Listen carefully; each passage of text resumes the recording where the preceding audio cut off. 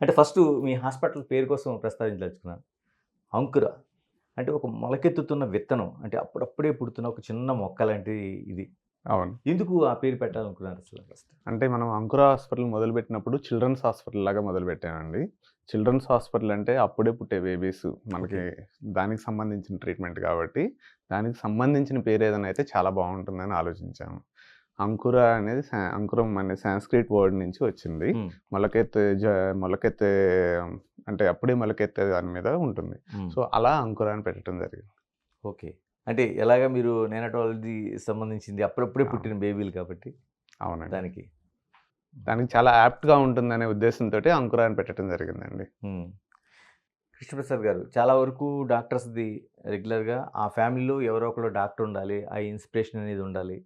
ఆ జర్నీ అనేది కొనసాగుతది.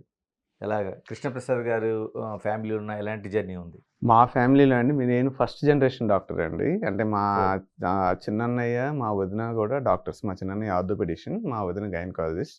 నేను మీకు తెలుసు పీడియాట్రిషియన్, నియోనటాలజిస్ట్ నేను. మా వైఫ్ డెంటిస్ట్. మా ఫాదర్ వాళ్ళు బిజినెస్ అండి.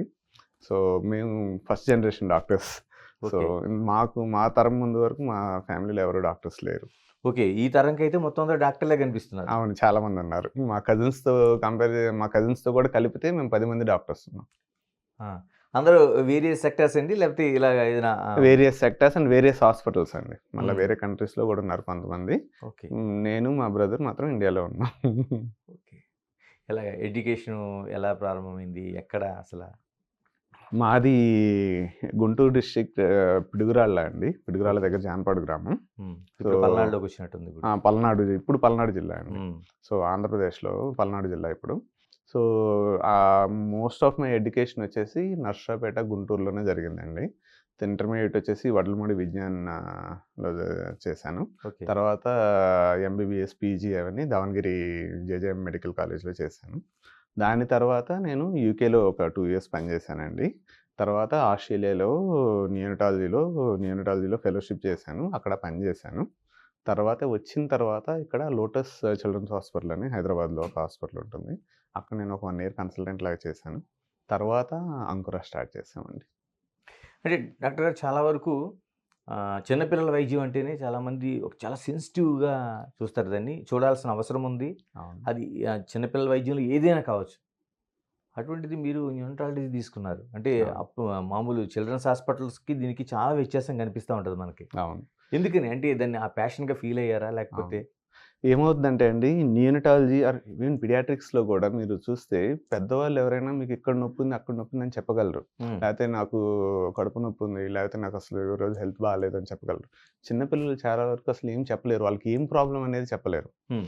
ఇంక పర్టిక్యులర్‌లీ మీకు న్యూ బోర్న్స్ వచ్చాయనుకోండి నియోనటాలజీలో అసలు వాళ్ళ పేరెంట్స్ గూడా చెప్పలేరు వాళ్ళకేమవుతుందనేది. ఓకే. సో, దట్ యాక్చువల్లీ అంటే ఆ ఎక్సైట్‌మెంట్ చాలా ఇస్తుంది. అంటే వాళ్ళని ట్రీట్ చేయగలిగితే మనము హ్మ్. చాలా బాగా చేసినట్టు అనేది ఆ ప్యాషన్‌తో చేసిందండి.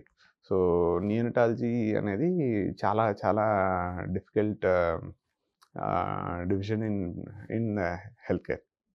నిజంగానే కత్తి మీద సాములాడిదంటారు. అది కనిపిస్తుందా మీకిప్పుడు ప్రాక్టీస్‌లోన? అంతే గదండీ! ఆ! కత్తి మీద సాము లాంటిది పర్టిక్యులర్‌లీ మనకి ఇండియాలో ప్రాక్టీస్ చేయటం అంటే మనం రకరకాలుగా డీల్ చేయాల్సుంటుంది. ఉంటది. అంటే చాలా సెంటిమెంటల్‌గా ఉంటారు చాలా ఇక్కడ. చాలా ఎమోషనల్ అటాచ్‌మెంట్ చాలా ఎమోషనల్ అటాచ్‌మెంట్స్ ఎక్కువుంటుంది. ఉంటాయి. అవును. అవును. అవును. హ్మ్. అదంతా ప్రాక్టికల్‌గా చూస్తున్నారిప్పుడు. అవును. చాలా.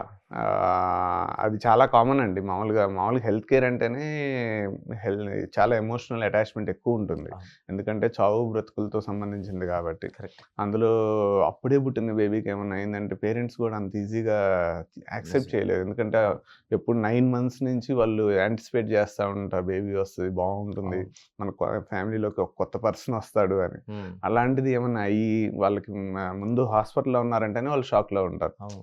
ఇంటికి రావాల్సిన బేబీ హాస్పిటల్‌లో అడ్మిట్ అయింది.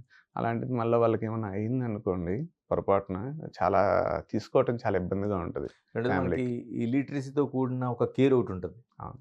మాక్సిమం అంటే అవును. ప్రెగ్నెంట్‌గా ఉండగానే ఈ విధంగా ఉండాలి, ఈ విధంగా ఉండాలని మనకి చాలా అన్నిటితో వస్తారు మీ దగ్గరికి. అవునండి. చాలా నమ్మకాలు, కొన్ని నమ్మకాలు ఉంటాయండి. కొన్ని అపనమ్మకాలు ఉంటాయి. హ్మ్. ప్రెగ్నెన్సీ పీరియడ్ అయినా గానీ, న్యూబార్న్ పీరియడ్‌లో అయినా గానీ, కొన్ని కొన్నేమో చేస్తే మంచిది. కొన్ని చేయకూడదు. కానీ హ్మ్. అట్లాంటి వాటితోటి వస్తుంటారు. వాళ్ళ డౌట్స్ అన్నీ మనం క్లారిఫై చేయాలి. వాళ్ళకి ఏది కరెక్టో మనం గైడ్ చేయటం చాలా ఇంపార్టెంట్. లేపోతే వాళ్ళు అన్నెసెసరీగా మూఢనమ్మకాల వైపు వెళ్ళి, కొన్ని చేయకూడనివి చేస్తే చాలా బేబీస్‌కి గూడా చాలా హార్మ్ జరిగే అవకాశం ఉంటుంది. ఎలాగంటే ఎడ్యుకేషన్ పూర్తయింది. అవును. ఫస్ట్ అంటే ఇండియాలోనే ప్రాక్టీస్ చేసారా? లేకపోతే ఇతర దేశాలకి ఏమైనా ఎడ్యుకేషన్ పీజీ ఇక్కడే చేశానండి.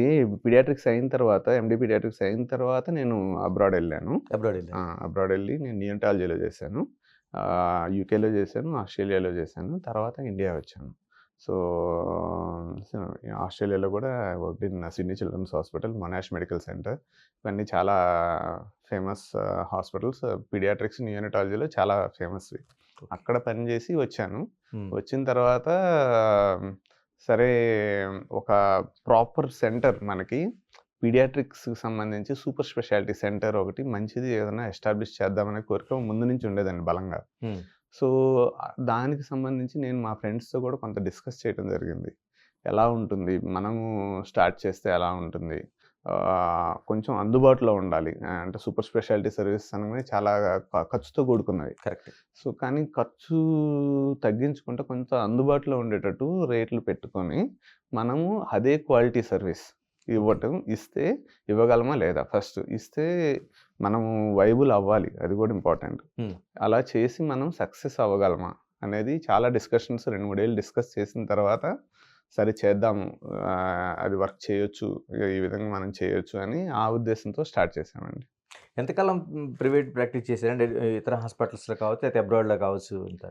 అబ్రాడ్‌లో ఒక 6 సంవత్సరాలు చేశానండి. ఇక్కడ? ఇక్కడ ప్రైవేట్ ప్రాక్టీస్ 1 ఇయరే చేశాను. ఇంతే? అవును. ఇండియా ఆ! వచ్చిన తర్వాత 1 ఇయరే చేశాను. For more videos like this, subscribe Big TV channel.